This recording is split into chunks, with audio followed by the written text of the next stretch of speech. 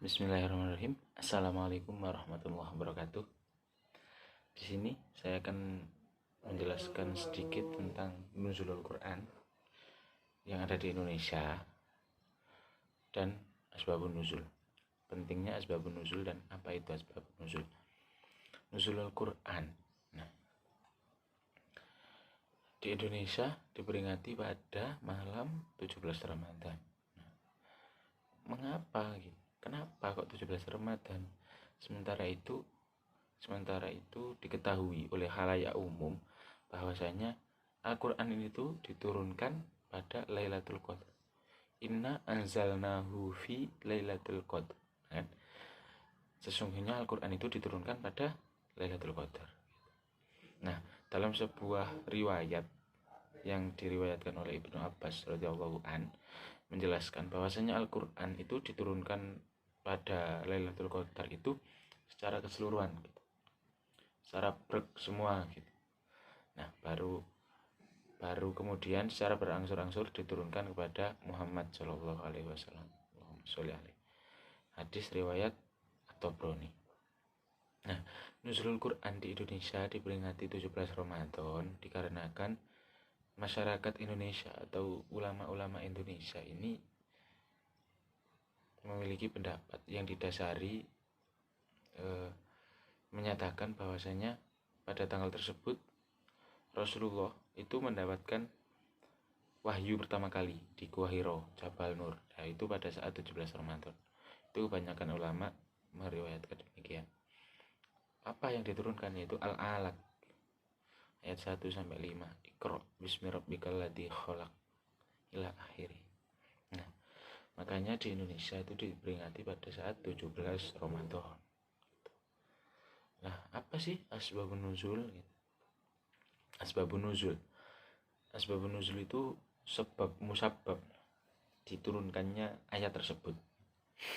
Seperti adanya konflik untuk peletakan Hajar Aswad dan lain-lain itu diturunkan. Tapi saya masih kurang tahu lah untuk ayat-ayatnya. Terus ya ayyuhal mudassir qul fa'andzir. Nah, itu ketika Rasulullah sedang ketakutan dan berselimut. Nah, itu makanya itu ada asbabun nuzul, sebab-sebab diturunkannya ayat tersebut. Nah, bagaimana? Apa pentingnya asbabun nuzul? Nah, ditegaskan oleh seorang Imam Al-Wahidi, seorang imam ahli tafsir yang bernama Imam Al-Wahidi, yaitu seseorang tidak akan mengetahui latar, tidak akan mengetahui tafsir dari suatu ayat tanpa berpegang pada proses turunnya ayat tersebut atau asbabun nuzul.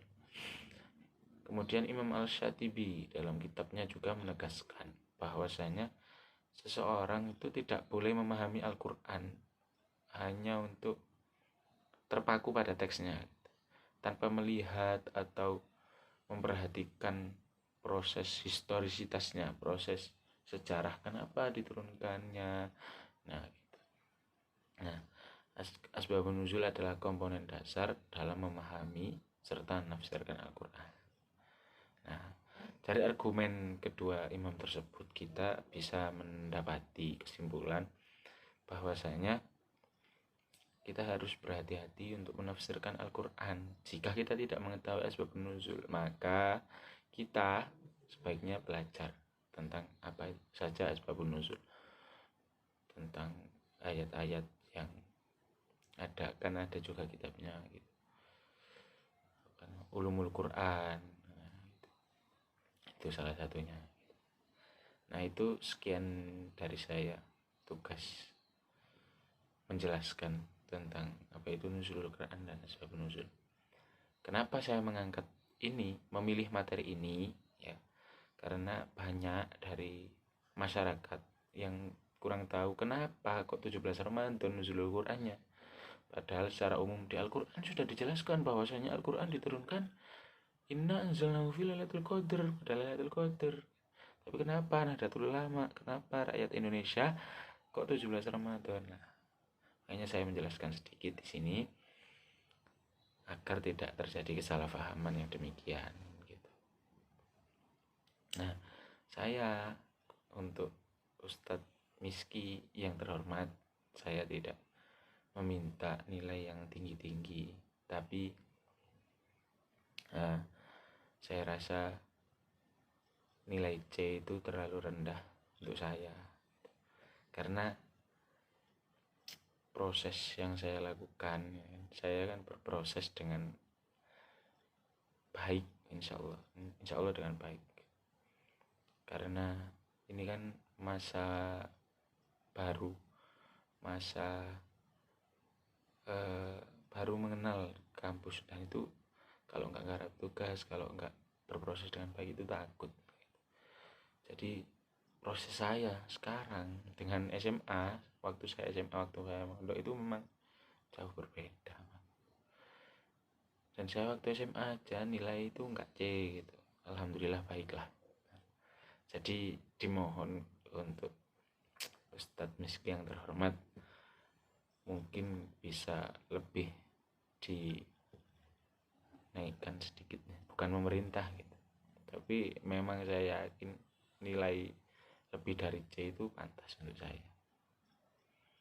Sekian dari saya. Ya entah A lah, A enggak. Kenapa saya memilih A gitu? Karena menurut pepatah itu kita harus bercita-cita itu setinggi langit. Allah itu mencintai cita-cita seorang pemuda yang tinggi. Nah, kalau cita-cita itu setinggi langit, nah jatuh itu enggak jauh-jauh gitu. Setinggi langit, jatuhnya nanti ke bintang atau ke bulan. Kalau kita cita-citanya itu ke pohon, sampai atas pohon jatuh gitu kan. Sekian dari saya, Ustadz Miski, dan para pemirsa yang menonton video saya. Sekian dari saya. Wassalamualaikum warahmatullahi wabarakatuh.